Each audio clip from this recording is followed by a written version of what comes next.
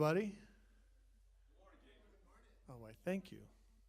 If you could please stand as we worship this morning.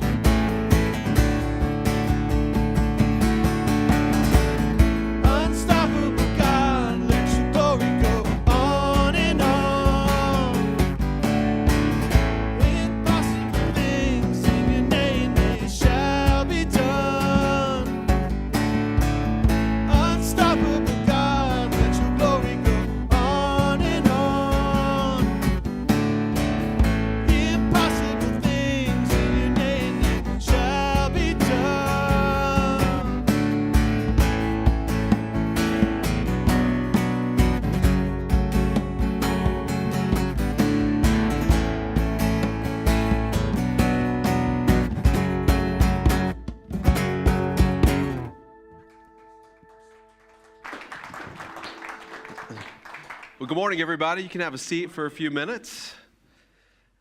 My name is Tim. I'm the transition pastor here at RCC. We're really glad that you're here with us this morning. If this is your first time attending RCC, welcome. There are Connect cards around you, I think in the seat pockets. You can also go online and fill out those Connect cards.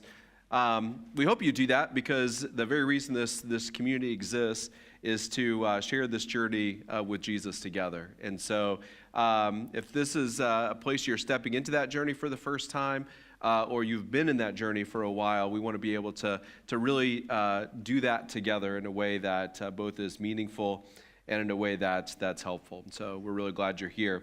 There are a number of things that are coming up in the future of RCC, some ways for you to get involved and participate. The first is that we're going to be participating in a clothing drive to work with Harmony Home in Manchester for those who are facing housing insecurity, particularly through this winter. So over the next few weeks, we'll be collecting winter clothes. So please grab those. I think the things both that maybe from your closet or things that you purchase, and you can bring those to the lobby when you come over the next couple of weeks. There's also the, I think, prayer night that is happening on Monday night at 7 p.m. So please join us for that. I know a number of faithful people have continued to pray for not only the lead pastor, but staffing positions here at RCC. And then finally, I think we have one other announcement, and that is Starting Point is happening next Sunday. So if you have been around RCC for a while or considering making RCC your church home, this is the place to begin to learn more about the background of this community, not only the history of this community, really our core values and our mission, to understand if this is the right place for you to join in that mission together at RCC.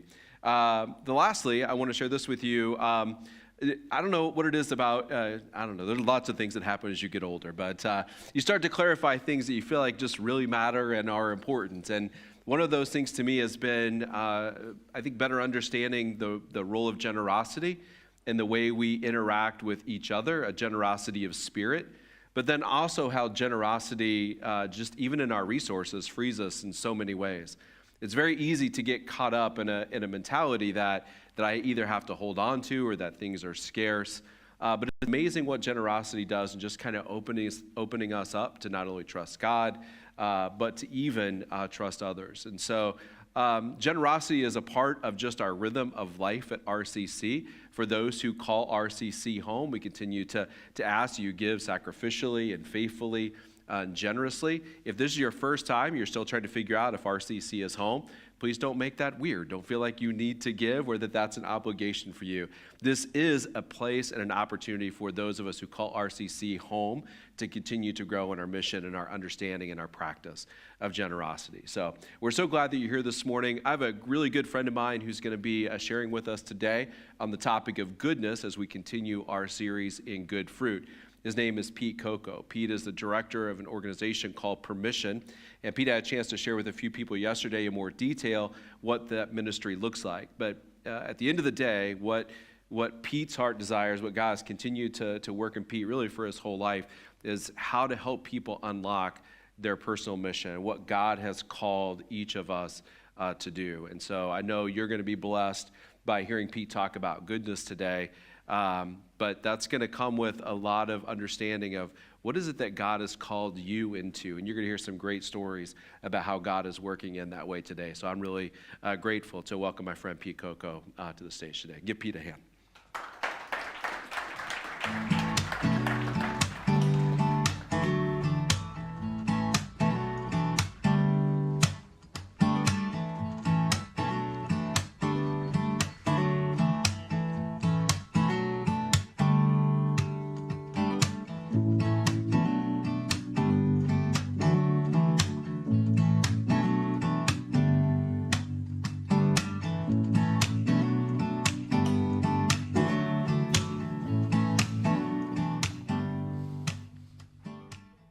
I'm just gonna leave that stand right there, and I'm just gonna be right here with me, and tell a few stories today, and hopefully encourage you a little bit as we go forward. But to start with, I had to tell the first service the same thing, that Tim has been telling me for years that it is possible to be a Patriot fan and have Jesus in your heart. Is that?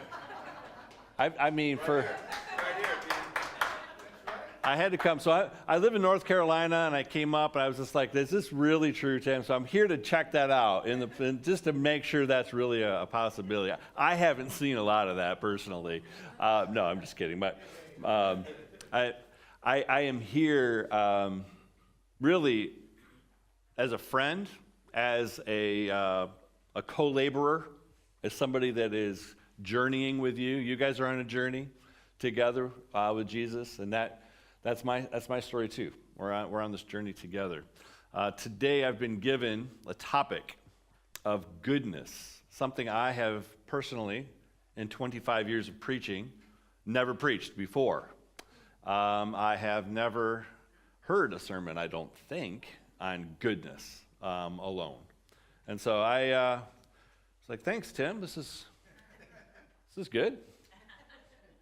Started thinking about the ways we use that word. And when I ask you, how was your visit with your in-laws last weekend? You know, it's good. Tell me about your neighbor. Tell me about your boss. Tell me about your insurance agent. Good guy. Good gal.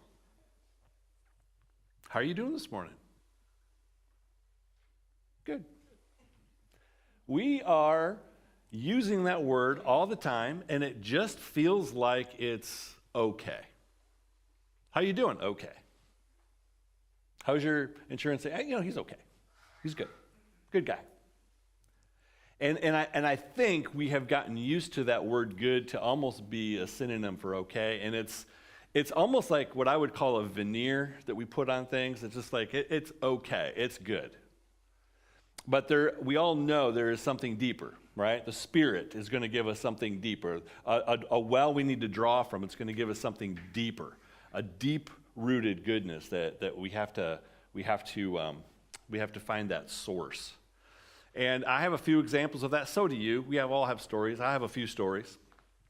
I'll start with a couple stories, and then I want to talk about a particular night where everything kind of shifted for me and made sense of this. But I think you know the difference between the veneer kind of good and then these people that talk good, but those people that actually do good, that just are good, that's just kind of their being. It's what comes out of them.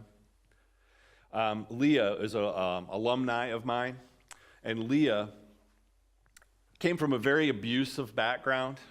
Her neglect was so bad that they didn't have running water at their house. And what ended up happening is she ended up drinking from the back creek and got so sick that she almost died. She was living in a state of, constant stress and tension. And she came to our ministry. She was dressed all black and in goth. She was a very sad person, but she was also this person that was very artistic. And I remember going to her and asking her if she would paint a picture at the front of our ministry or inside our house on the wall. And she stared at it forever, and she said, "I'd like to paint the Trinity."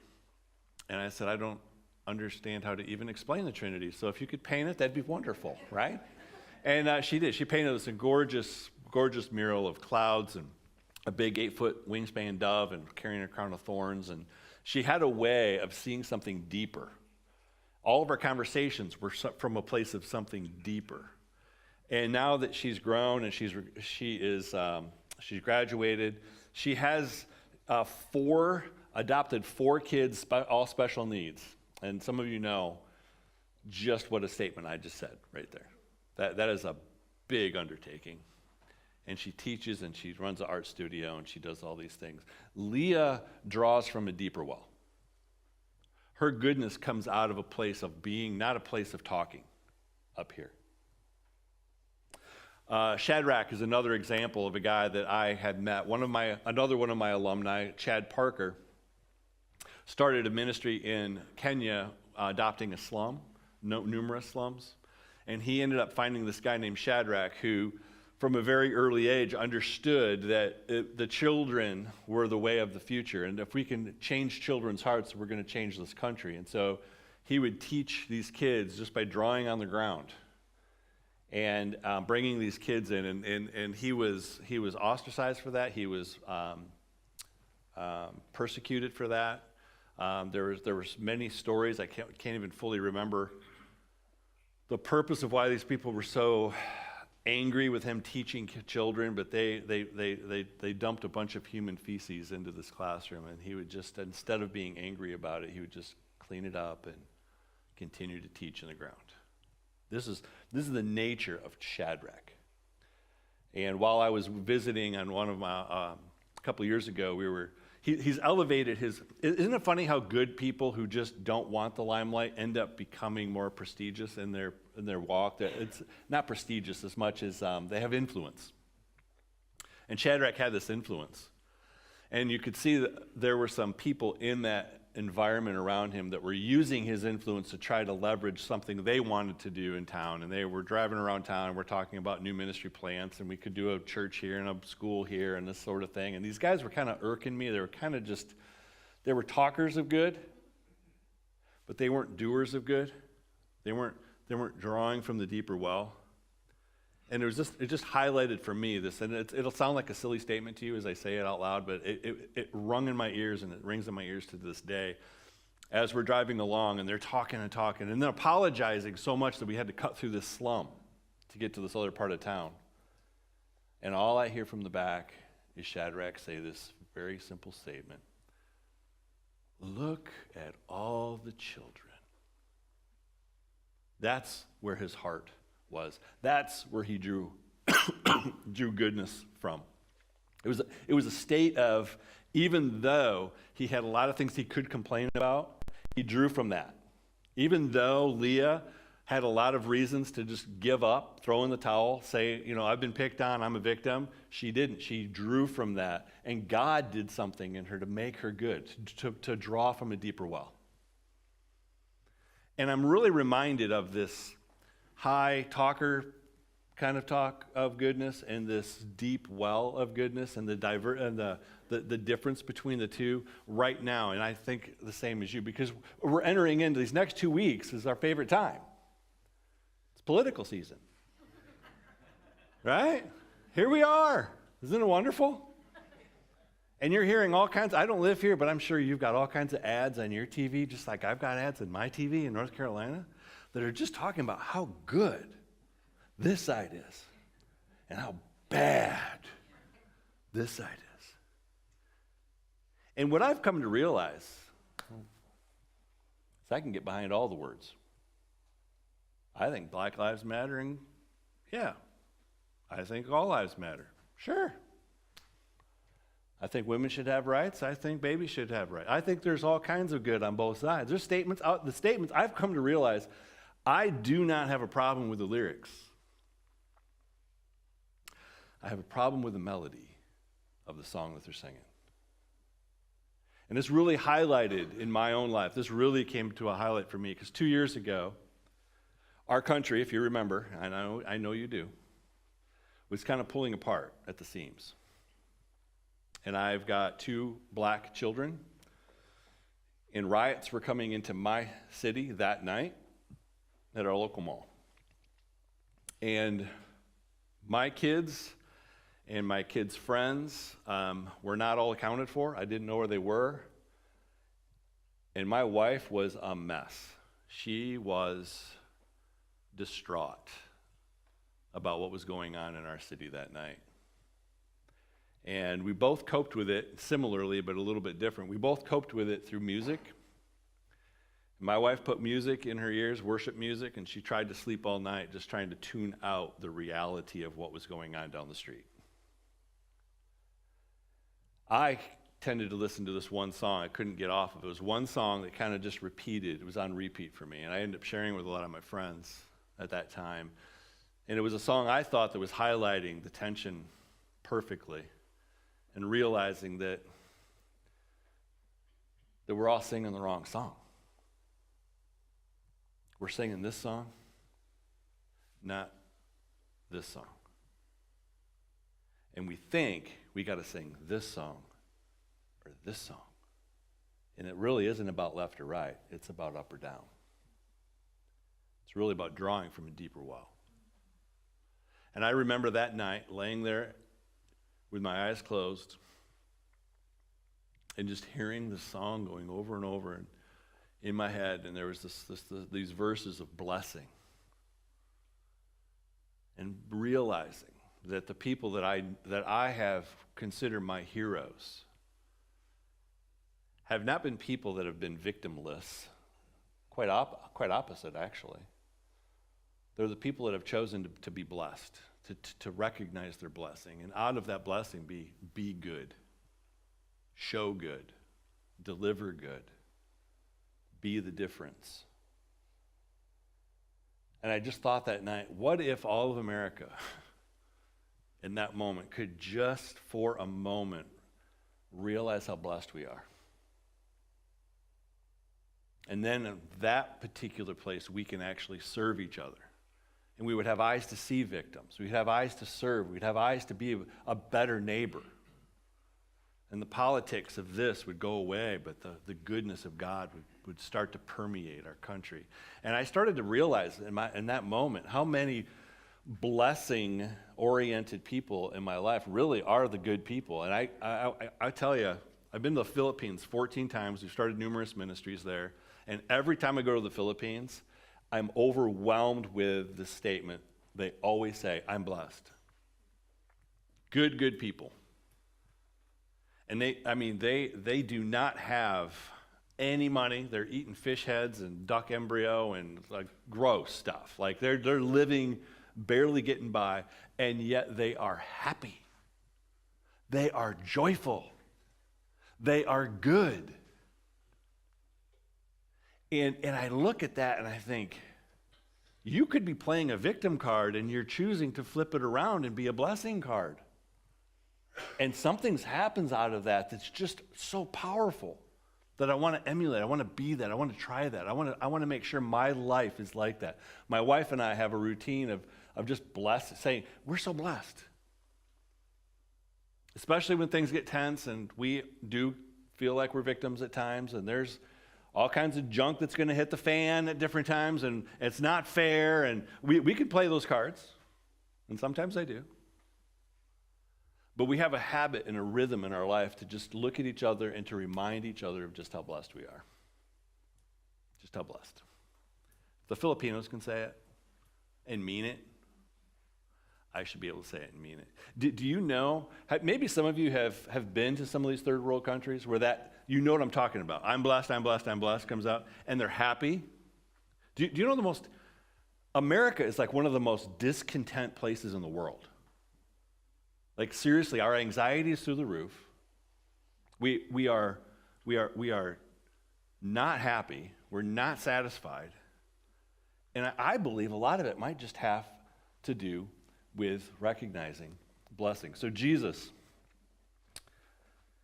preached his Sermon on the Mount. He preached this sermon to people that were marginalized, to people that were poor, to people that were picked on, to people who were bullied politically. This is who he's preaching to. And his first sentence out of this 3-chapter sermon that he preaches, he starts right out with, "Blessed are the poor in spirit, for theirs is the kingdom of heaven. Blessed are those who mourn, for they will be comforted. Blessed are the meek, for they'll inherit the earth. Blessed are those who hunger and thirst for righteousness, for they'll be filled. Blessed are the merciful, for they'll be shown mercy. Blessed are the pure in heart, for you're going to see God. Blessed are the peacemakers, for they'll be called children of God. And blessed are those who are persecuted because of righteousness, for theirs is the kingdom of heaven. And blessed, listen to me, blessed are you when people insult you and persecute you and say all kinds of evil against you because of me. Blessed are you."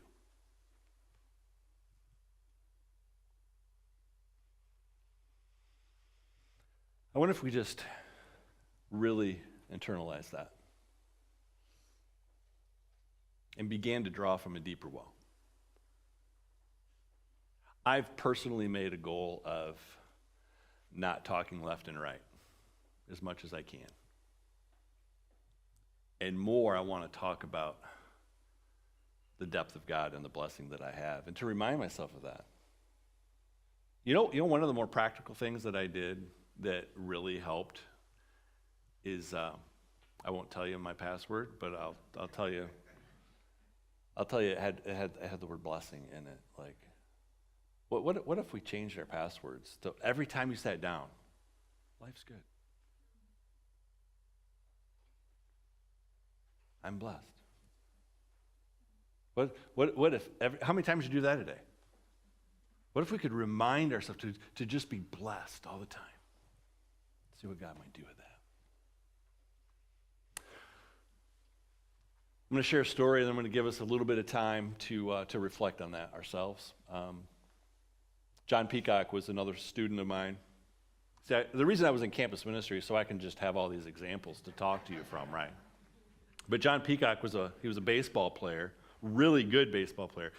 For those of you who know baseball, he was batting over 400. He finished the season batting over a 400 in his junior year in a really good baseball league. So he was definitely getting called up, and he was super excited about it. He told me about it. His family came down from Chicago, and they were waiting for the phone call. All day Saturday went by, and they didn't get a call. Next day, day 2, all day goes by, didn't get a call. He was supposed to go top 3. He said, we didn't know what was going on.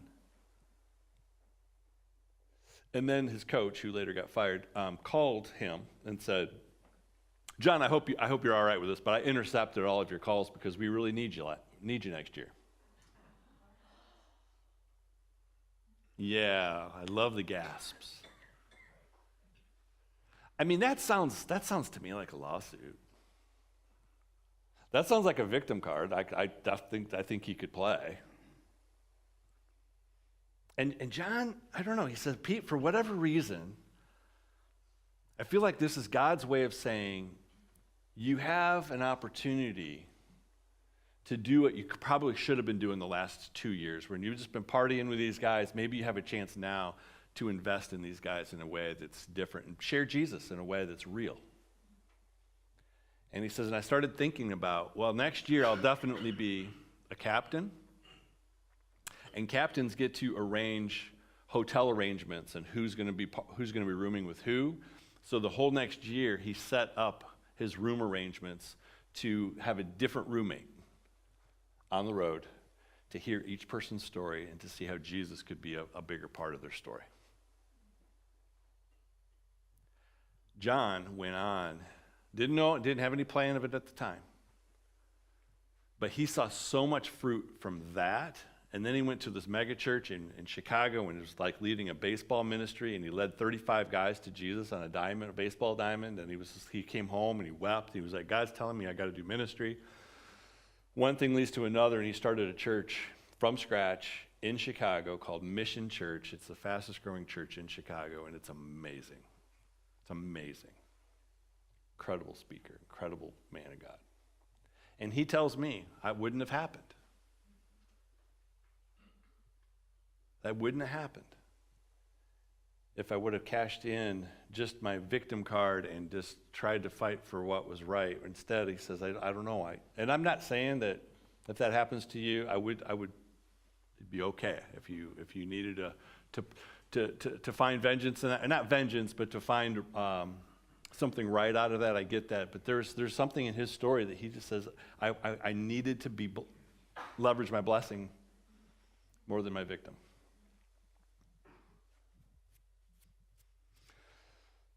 And so, very simple sermon today. Sometimes I think we can say things, we can talk too long and we lose it. But recognize that's how Jesus started his sermon. And this is what I want to just end with today. Is I want to invite you back to that moment that I had 2 years ago. And if for 5 minutes and 16 seconds, if you can put yourself under the covers and imagine the world outside that is so messed up, and imagine the world that is so hurting, and instead of being a victim in here, but under those covers, if you could just be in my world and identify with this particular song, ask God, what is it you want me to do? not just understand, not just communicate, not just say words of goodness, but what is it you want me to be? How is it you want me to be good? And it starts with blessing. So let's take 5 minutes and just let this moment be the time where God does something that only He can do.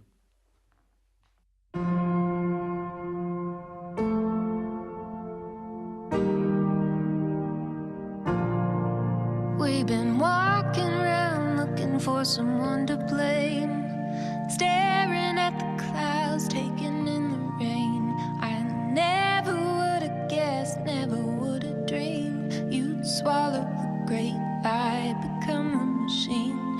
You can think you're in the clear, think you're on the path. Well, I know you, honey, you know better than that.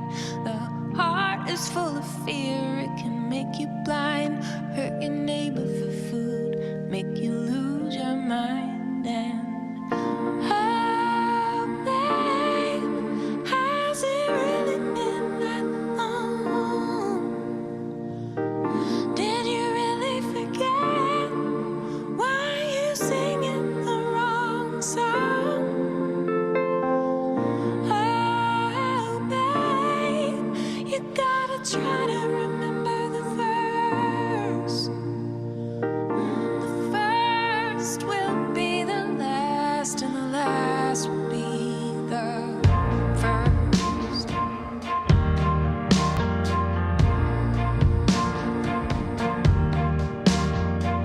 I know the times they are so full of change, but there's no excuse to bow to whatever God will make you safe. You never liked it when you couldn't see what was in it for you, but I thought you believed that you can tell a good tree by its fruit. Thorns and decaying lies are the signs of a brood, and to find your life you gotta give it away, and to love it too much will make you slave. Oh, babe, has it really been that long?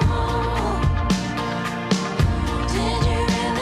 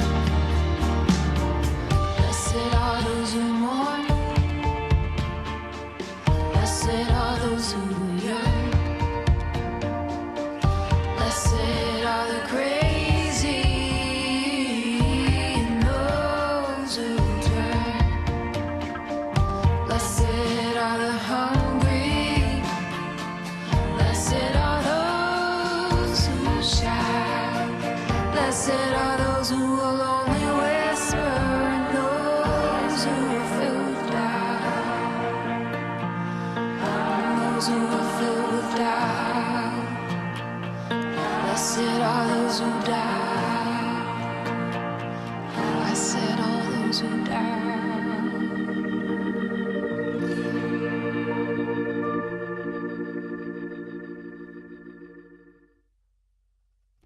If you could please stand as we continue worshiping this morning.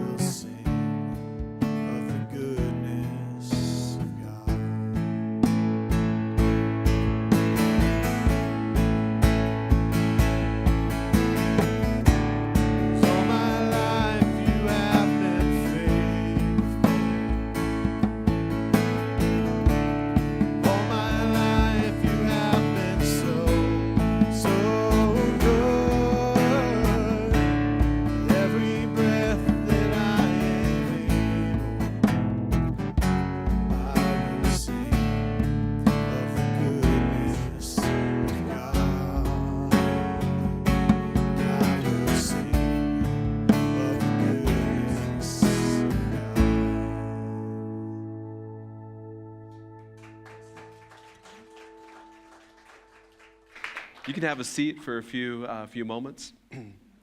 On your way in, you may have received one of these little fancy cups. There are things that we do at RCC every single week, and if you've been around RCC, you kind of know the routine. But if you're new or you've come in the last few weeks, all this may be new to you. So sometimes it's helpful to pause and take a step back and re-explain why we do some of the things that we do. We usually have somebody teach, and we sing a little bit, and then we take communion together. And I don't know if you remember, like pre-pandemic days, that like we actually, and I don't know if this church used to do this, but like there are churches that just had like open bread, like you just share the bread, and churches that just share a single cup. You just drink from the same cup. And even before the pandemic, that probably freaked some of you out, right? Or there were at least separate cups that were open that we shared from. And all of that sort of has now gotten like just kind of shrunk down to this little package, right? And it's like, wow, what is that? And what do I do with that? And so it's helpful this morning to kind of come back to this kind of fundamental place that this originated with Jesus sitting at a table with his friends and sharing with them what was about to happen to him, this place of what would come to be his giving up his body and his blood being shed. And this was going to be a good thing. His death would be a good thing. And it was hard for his friends at the table to imagine that would even happen, much less that it could somehow be a good thing. And so at the table, they're celebrating the Passover meal, which is kind of a story from the history of Israel's past, who all these people knew. And so as he sits down and he breaks the bread and he hands them the bread, he says, "This is my body that is broken for you, and do this in remembrance of me." And so from that time on, when the disciples would get together, when they would break the bread, they would do so remembering that Jesus' body would not only have God come to earth and kind of taken up occupation among us, but in doing so, he would be persecuted and he would die and suffer, and then ultimately his blood would be shed, be buried, only to raise again. This miracle of new life, of new possibility. So what seemed bad in the moment becomes resurrection in the end. And so Jesus takes the bread and breaks it and gives it to his disciples. In the similar way, he takes the cup of wine at the table. He said, "This is my blood that's being poured out for this new promise, this new covenant that I will make with you, where every way in which you have missed the mark personally and collectively in the world, the ways that we have missed the mark and that we have done wrong to one another, will be forgiven and overcome." Whew. That's a big, big thing. And he takes the cup and he blesses it and he gives it to his disciples and said, "This is my blood poured out for forgiveness of sins." And so they take the bread and they take the wine weekly in remembrance of that story. And it reminds me this morning, and the reason we do this every single week is that from the time I leave here to the time I come back next week, pretty much every moment of the week, there's going to be a lot of shallow wells for me to draw from. A lot of places that are going to vie for my identity and my attention, to tell me who I am and to talk good talk.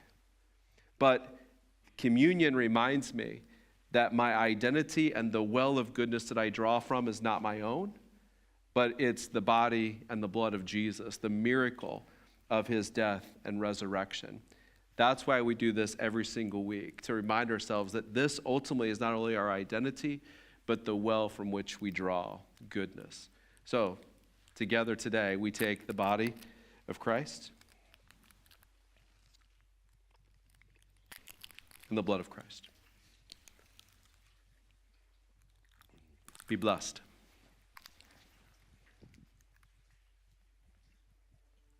Please stand.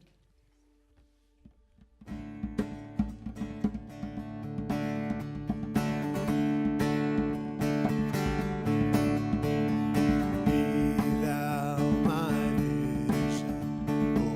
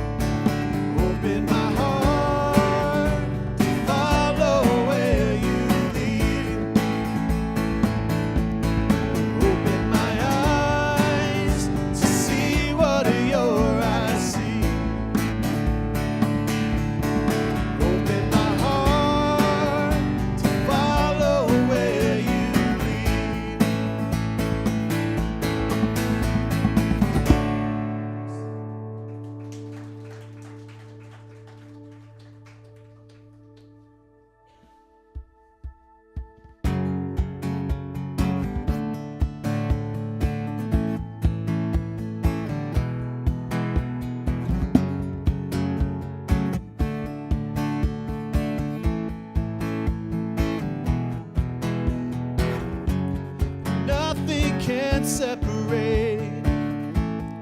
Even if I ran away, your love never fails.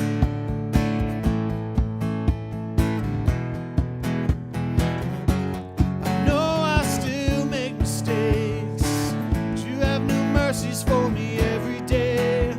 Your love never fails.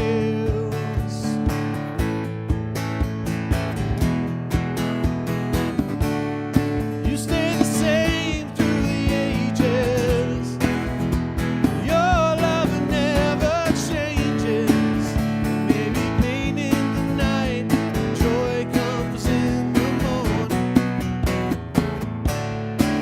And when the oceans rage, I don't have to be afraid, because I know that you love me. Your love never fails.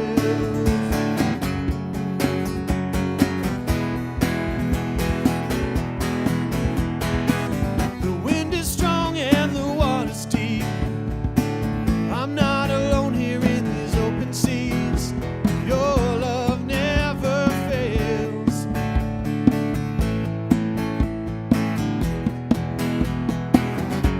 The chasm is far too wide. I never thought I'd reach the other side. Your love never fails.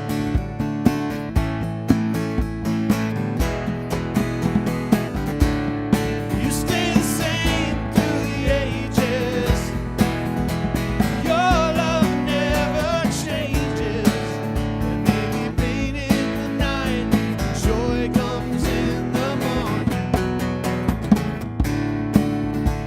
When the oceans rage, I don't have to be afraid, 'cause I know that you love me. Your love never fails.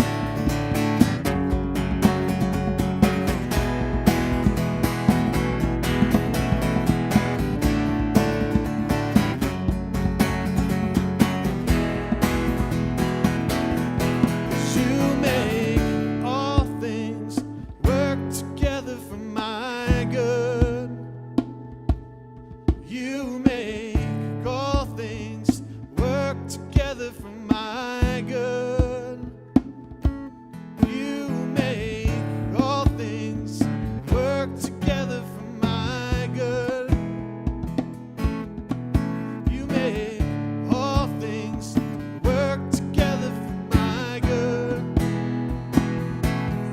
You make all things work together for my good. You make all things work together for my good. You stay the same through the ages. Your love never changes. Maybe pain in the night, joy comes in the morning. And when the oceans rage, I don't have to be afraid, because I know that you love me. Your love never fails.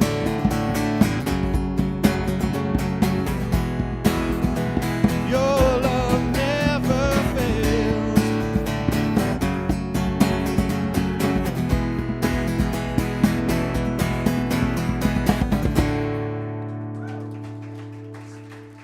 Thank you very much for joining us and for worshiping this morning with us. If you filled out one of those cards or you have questions, you can go out to the hub. If not, we'll see you next week for the Next in the Good Fruit series. Have an amazing Sunday.